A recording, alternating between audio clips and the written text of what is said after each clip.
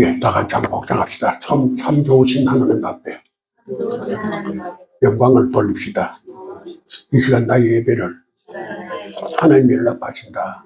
우리 예배를 하나님이 연락하실 줄 믿습니다. 오늘 여기 본문 말씀 14장 1절로 한번 누가 읽어봐 주세요. 너희는 마음에 근심하지 말라. 아멘. 너희는 마음에 근심하지 말라. 하나님을 믿으니 또 나를 믿어라. 그렇게 말씀을 하십니다. 예수님이 없는 세상, 예수님이 떠난 세상, 어떻게 대처할 수 있을까? 그래서 제자들은 두려움과 공포에 넣습니다. 안식을 얻지 못한 삶. 안식은 어디에 있는가?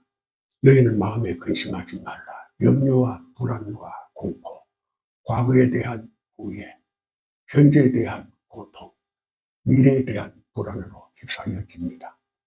어떻게 하면 과거에서 자유할 수 있고, 현재에서 극복할 수 있고, 미래에 대한 희망으로 가득할 수가 있을까?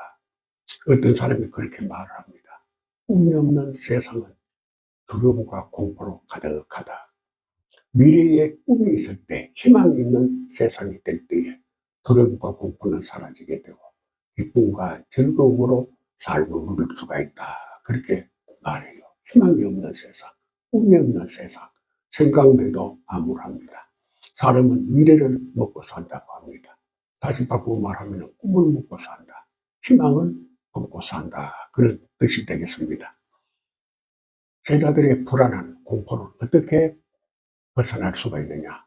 예수님께서 너희는 마음에 근심하지 말라. 나를 믿으니 곧 하나님을 믿으라. 예수님께서 내가 곧 길이요 진리요 생명이라 그렇게 말을 합니다. 생명의 길. 많은 사람들이 생명, 사망으로부터 벗어난, 두려움으로부터 벗어난 영생을 추구하고자 합니다. 그러나 세상은 어느 누구도 영생이 이런 사람을 한 사람도 만나보지 못하고 모두가 죽음을 극복하지 못했습니다. 믿으라고 해도 믿어지지 아니하고 들으라고 해도 들려지지 아니하고 알려고 해도 알 수 없는 것. 영생의 세계, 죽음으로부터 벗어난 시간을 초월한 세계를 희망과 꿈을 가지고 그 세계를 바라보지만 인류 역사 속에 그 꿈의 세계에 도달한 사람 한 사람도 만나보지 못했기 때문에 죽음은 피할 수 없는 것이다. 그래서 많은 사람들은 체념합니다. 자기 가슴 속 깊은 곳에 묻혀있는 두려움, 무엇으로도 벗어날 수가 없고 피할 수도 없고 그 길은 운명이다. 그래서 숙명론이 지배하게 됩니다. 팔자다. 그래서 그것을 돌이킬 수가 없다. 그건 부가항력적인 문제다. 그렇게 자꾸 하게 됩니다. 예수님 이 땅에 오심으로 말미암아 모든 인류가 두려움과 공포에서 포기하고 운명이고 그것은 자신의 팔자라고 돌리는 그 문제에 대해서 예수님은 명료하게 설명하고 있습니다. 기독교의 진리되면 바로 여기에 있는 겁니다. 어떤 사람은 진리가 뭐냐 그렇게 말하면은 진리는 참된 삶이라 그렇게 말합니다. 참된 삶은 무엇이냐? 행복으로 가득한 사회를 말한다. 행복으로 가득한 사회는 어떤 사회인가? 모두가 행복하기를 원합니다. 근데 세상에 행복을 대면한 사람 만나기가 참 어렵습니다. 안식의 처소에 가는 사람 대면하기가 참 어려워요. 왜? 행복을 만난 사람을 대면하지 못하기 때문에. 행복은 어디에 있는가? 하나님 만나는 곳에 행복이 있을 줄로 믿습니다. 오늘 여기 본문 말씀은 하나님을 만난 사람, 곧 하나님을 보내신 예수를 만난 사람, 세상이 알지 못한 그 행복의 처소에 가는 사람, 행복을 자기 삶 속에 누리는 사람을 나타내고 있습니다. 예수님 오시기 이전 시대는 어떠한 시대였던가? 바로 라헬이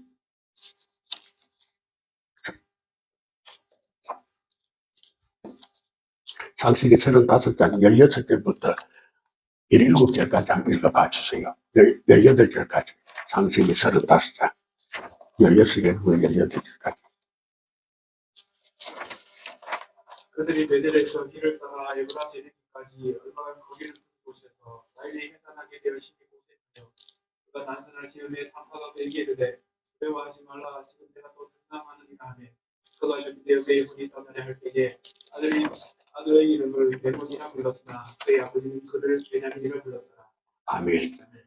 오늘 여기 라헬이 에브랏길이라 그렇게 말씀하고 있습니다. 에브랏이란 뜻은 어떤 뜻을 가지고 있나? 열매를 맺음입니다. 그래서 어떤 열매를 맺는 것이냐? 베들레헴의 벳 이름인데 라헬이 이곳에서 열매를 맺기를 원한 자기의 후손들이 인류의 삶이 희망으로 가득하고 모두가 다가 꿈을 꾸는 그런 행복이 넘치는 그 세계를 바라보는 행복의 열매, 빛의 열매, 아름다운 그 열매가 맺혀져 있는 그 후손들이 삶을 그리고 있는 곳입니다. 라헬이라는 말은 암양이라는 뜻인데 자신의 무지함과 무익함과 무능함에 자기를 발견하고 선진들의 발자취에서 진실이 어디에 있는가, 진리가 어디에 있는가, 생명이 어디에 있는가를 찾아 방황하던 사람입니다. 그래서 라헬은 오늘날 우리의 뜻으로 라헬이란 그 이름을 해석을 하면은 위대한 순례자, 훌륭한 여행자 그렇게 말할 수가 있습니다. 세상에는 진리를 찾아볼 수가 없어요. 진실을 대면할 수가 없어요. 그래서 그는 선진들의 발자취에서 그 진실을 대면하고 참된 삶을 만나기를 원하면서 훌륭한 여행자, 위대한 순례자. 그래서 선진들의 발자취에서 그것을 찾기를 노력했지만 그는 그 길을 찾지를 못했습니다. 그가 찾기를 원한 것이 무엇이냐? 라헬이 베델에서 발행하여 에브랏 길을 열매를 맺는 하나님의 뜻에 합한 길이다. 라헬은 자신의 무지함과 사회적인 무익함과 환경적인 무능함을 알고 진실을 찾아가는 훌륭한 여행자, 위대한 순례자로 선지들의 발자취를 더듬고 찾아서나 찾지 못하고 하나님의 뜻에 하나가 된 얼박길, 베레크, 태도, 습관, 인생, 여정, 행로, 행위, 일의 방식에 따른 격한 큰 강력한 세력이 있는 많은 곳에서 라헬이 임산, 알라데 나타 생기다. 임산한 하나님의 뜻을 비추기 아닌 비움에서 풍요가 이루어지고 내가 낮아지고 남을 먼저 높이는 배려에서 소통이 이루어지며 말씀을 들음으로 평화를 얻는 라헬의 작은 소리를 기득권자의 큰 소리에 난산, 가사 어렵다 아무도 관심을 가지고 듣지 않는 완고한 무거운 멍에에 눌려 죽음을 맞으면서 그가 낳은 아들을 베논이 슬픔의 아들이라 하였다. 즉 힘있는 큰 소리가 라헬의 작은 소리를 침묵시켰기 때문에 이를 격한 큰 강력한 기득권자의 세력 있는 많은 사람이 따르는 길이라 하였다. 그리고 그가 낳은 아들을 빗나간 길을 바로잡기에는 희생의 큰 아픔의 고통이 따르는 괴로움의 아들로 베논이 슬픔의 아들이라 불렀다. 그 아비 야곱은 베냐민 오른손의 아들 하나님의 의라 불렀다. 그래서 이 세상에 참 길, 복된 길이 어디에 있는가? 사회는 정의를 뭐라고 정의하느냐? 다른 것은 다른 것대로, 같은 것은 같은 것대로. 그래서 그것을 정의라고 말합니다. 정의는 뭐냐? 각계는 각계대로, 다른 것은 다른 것대로, 저마다의 자신의 삶을 인정해 주는 것. 그것을 정의라 그렇게 말한다고 합니다.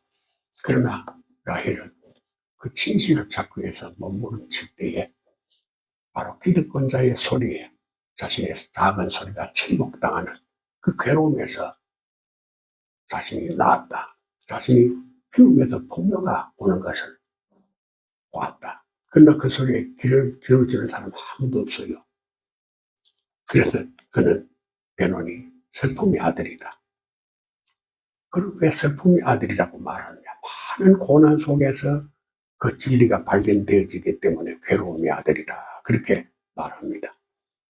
그런데 야곱은 하나님의 의라 그렇게 말합니다.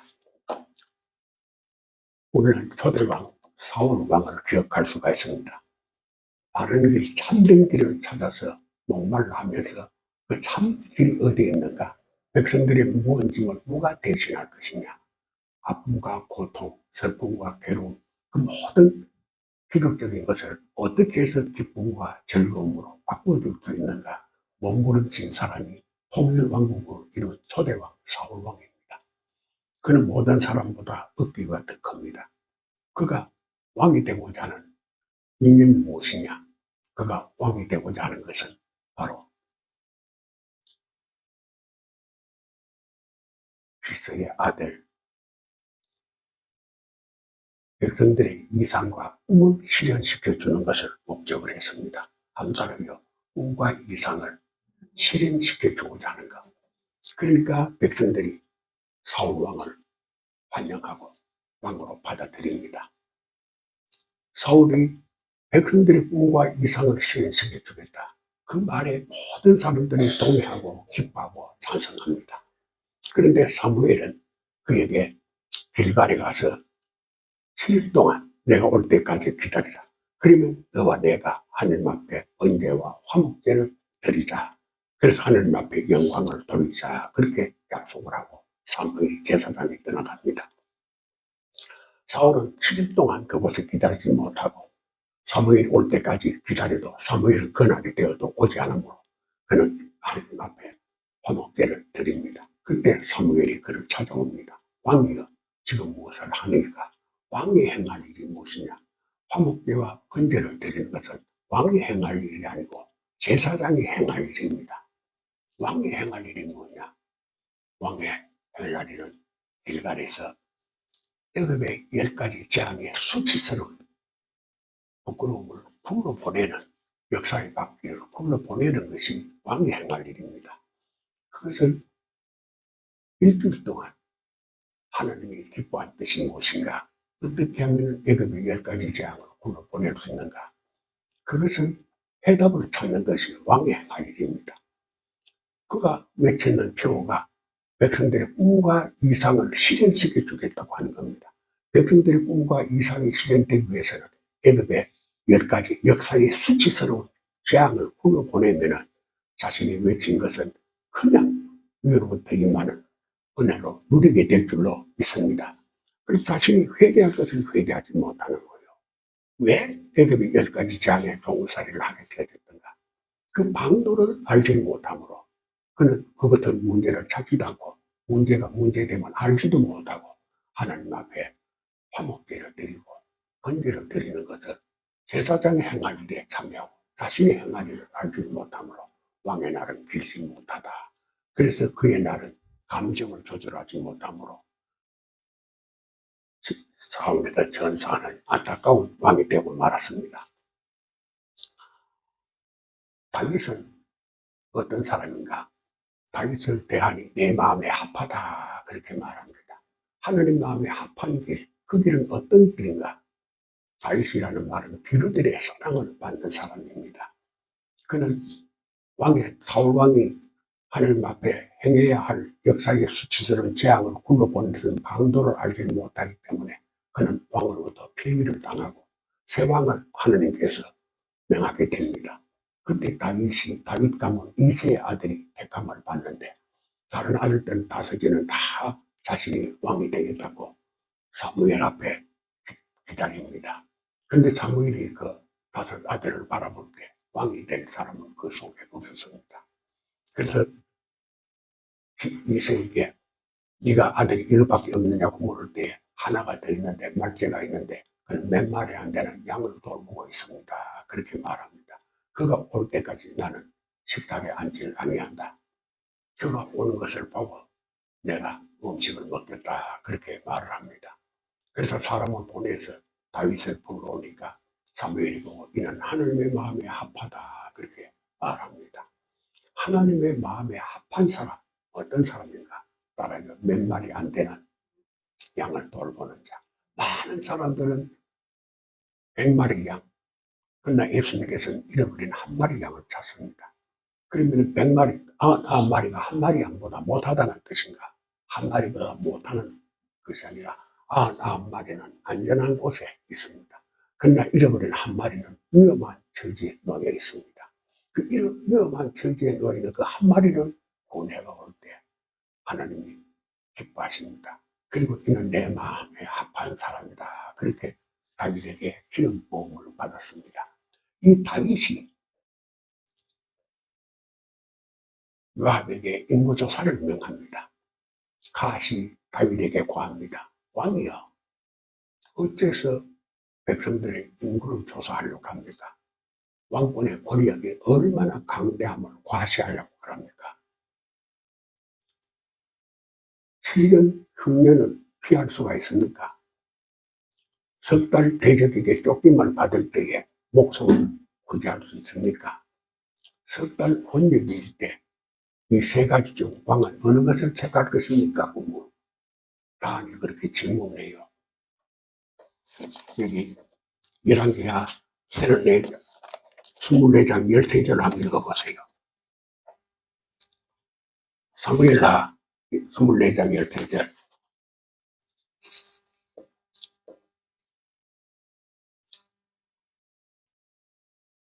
삼하. 같이 다윗에게 이르되 왕의 땅에 10년 기근이 있을 것이니까 혹은 왕이 왕의 원수에게 쫓겨 석 달 동안 그들 앞에서 도망하실 것이니까 혹은 왕의 땅에 사흘 동안 전염병이 있을 것이니까 왕은 생각하여 보고 나를 보내신 이에게 무엇을 대답하게 하소서 하는지라. 아멘. 왕이 석 달, 3일 온역을 택함으로 하원에 죽은 사람이 7만이 죽어 넘어갑니다.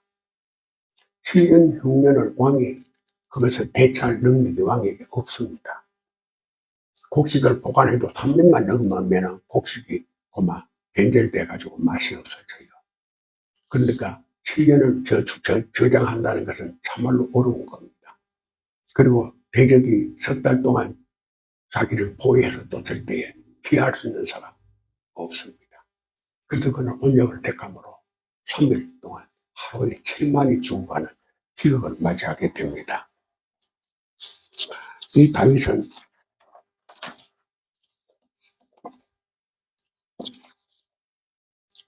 특이한 점이 하나 있습니다.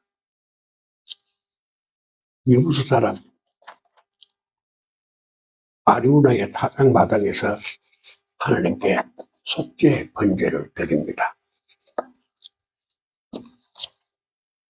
예부수 사람 아리우나의 타작마당이라는 말은 평강의 집입니다.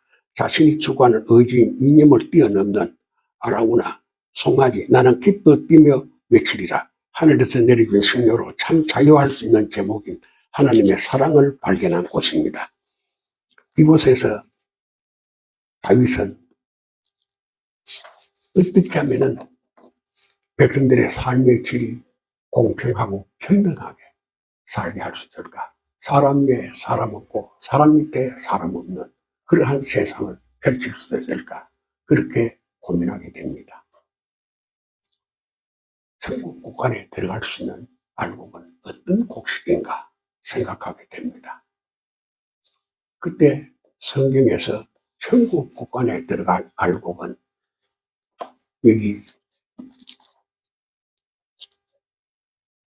에브랏길, 열매 맺는, 그래서 공평과 평등의 길이 아닌 천국 곳간에 들어갈 수 있는 알곡은 가란이란, 타작마당에서 가란이라는 뜻은 평탄하고 공평하고 평등한 그런 차원을 말합니다. 그런데 천국 곳간에 들어갈 알곡은 에쿰이라는 단어를 씁니다. 성경에 딱 한 번밖에 안 나옵니다. 에쿰이라는 단어는 실제와 존재라는 뜻입니다. 실제라는 말은 뭐냐? 하나님의 형상으로 지음받은 사람은 실제 너는 하나님의 형상으로 지음받은 사람이다. 존재라는 건 뭐냐? 하나님의 가족이라는, 내 존재는 하나님의 가족이다. 가란, 공평과 평등의 세상을 만드는 것이 아니고 참 자유할 수 있는 기뻐 뛰며 자유하리라. 기뻐 뛰며 즐거워하리라. 참 자유는 어디에 있는가? 공평과 평등의 차원을 뛰어넘은 에쿰, 실제와 존재의 알고있다. 나라는 존재가 뭐냐? 나라는 실제가 뭐냐? 나라요, 하나님의 형상으로 지음받은 자, 하나님의 가족이라는 뜻입니다. 너는 천하보다 귀한 존재다. 바로 다윗이 이것을 발견함으로 말미암아 역대상 22장 1절로 한번 읽어봐요. 역대상 22장 1절. 다윗이 이르되 이는 여호와 하나님의 성전이요 이는 이스라엘의 번제단이라 하였다. 아멘. 다윗이 얼마나 감격했는지, 그가 감격한 것은 바로 다윗이 이르되 이는 여호와 하나님의 전이요 이는 이스라엘의 번제단이라 하였더라. 어떻게 하면 공평과 평등한 가라. 그래서 사람과 사람과의 관계가 사람 위에 사람 없고 사람 밑에 사람 없는, 가난한 자와 부자가 없는 공평의 세상을 내가 펼쳐야 될 것인데, 그 세상을 어떻게 펼칠 것인가? 가란이라는 뜻입니다. 그런데 하나님께서는 그것이 아니다. 에코입니다. 천국 국관에 들어갈 곡식은 에코입니다. 실제와 존재를 아는 사람이 돼야 된다. 실제는 뭐냐? 사람은 하나님의 형상으로 지음받았다. 존재는 뭐냐? 하나님의 가족이라는 뜻이다. 그래서 다윗이 역대상 22장 1절로에 다윗이 이르되 이는 여호와의 하나님의 전이요 이는 이스라엘의 번제단이라 하였더라. 아리우나 타작마당을 그는 이는 하나님의 영광을 받으시는 번제단이다. 그렇게 고백합니다. 바로 그 고백은 하나님의 성전이 바로 이것이고 이것은 곧 하나님의 전이다. 그렇게 고백합니다. 오늘 교회되기 위해서는 예수님의 몸입니다. 예수님의 몸은 공평과 평등의 차원을 뛰어넘는 하나님의 그 사랑에 연합된, 그래서 하나님의 사랑에 하나가 된 에콤, 하나님의 형상으로 지음받았고 하나님의 가족이라는 놀라운 것을 선포하게 됩니다. 바로 예수님께서 나는 길이요 진리요 생명이라고 말합니다. 요한복음 14장 6절에 예수께서 가라사대 내가 곧 길이요 진리요 생명이니 나로 말미암고는 아버지께로 올 자가 없다. 그렇게 말합니다. 사단의 시험에서 하나님의 아들로 보내심을 받은 길과 진리요 생명을 증명한 것입니다. 마태복음 4장 3절 시험하는 자가 예수께 나와 가로되 내가 말릴 하나님의 아들이거든 이 돌들이 뜨덩이가 되게 하라. 그렇게 말합니다. 예수님께서 사람이 떡으로 사는 것이 아니고 하나님의 말씀으로 산다. 마귀의 미혹을 승리하는 겁니다. 오늘 많은 세상 모든 사람들은 수리 문제에 매달려서 방황하고 있습니다. 허우적거려요. 그것에 지쳐서 쓰러집니다. 그러나 그 수령 문제에 매이는 것이 아니고 하나님께 영광을 돌리고자 할 때에 기적의 주인공, 위로부터 임하는 하나님의 복된 삶을 땅에서도 누리게 될 줄로 믿습니다. 그래서 떡으로 사는 것이 아니고 하나님의 말씀으로 산다. 그래서 오늘 이 요한복음 앞절을 보게 되면 네가 내 안에 있고 내가 너희 안에 있으면 너희가 능치 못할 일이 없다. 내게 구하라. 내가 시행할 것이라. 그렇게 말합니다. 네가 내 안에 있고 내가 너희 안에 있으면 하나님은 곧 말씀입니다. 내가 말씀 안에 있고 말씀이 내 안에 있으면 너희가 무엇을 구하든지 내가 시행할 것이라. 말씀이 우리를 이끌어 주실 줄로 믿습니다. 내가 시행한다. 말씀이 이끌어 주십니다. 여기 예수님께서 성전 꼭대기에서 뛰어내리라고 명합니다. 그러면 천사들이 와서 네 앞 돌에 발이 부딪히지 않게끔 너를 받들어 줄 것이라고 미혹합니다. 이때 예수님께서 말합니다. 내 하나님 앞에 영광을 돌리라. 예수님은 사람들 앞에 뛰어나기 위해서 이 땅에 오신 분이 아닙니다. 인류의 죄를 대속하기 위해서 성전 꼭대기에 대속의 십자가를 세우기 위해서 이 땅에 오신 분인 줄 믿습니다.